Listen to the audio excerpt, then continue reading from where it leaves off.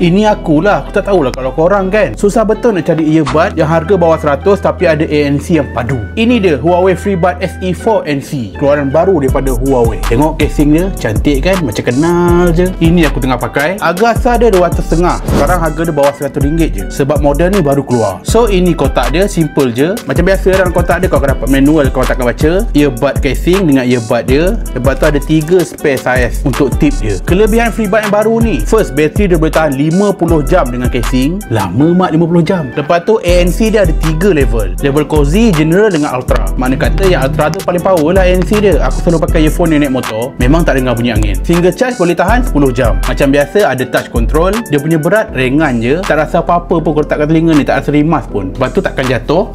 Lepas tu dia ada IP54. So setakat abuk peluh semua tu no hal lah. Mic ada 3 direction. Lepas ni bila kau VC ikat-ikat tu, clear lah audio tu. Yang best dia Bluetooth dia 5.3. So dekat iOS ke Android ke, bila buka je dia auto connect. Dia pun ada application dia. Dekat situ kau boleh adjust lah. Dia punya touch control ni untuk kontrol apa semua kau boleh adjust kat dalam app tu. Dia hadir dengan 2 color. Color putih ni dengan color hitam. Untuk promosi kali ni harga daripada RM2.5 turun ke RM99. Siap ada 1 year lost case support lagi. Maknanya kalau kata earphone kau hilang satu, dia boleh ganti baru, free je. Kau boleh baca review orang dekat link bawah tu.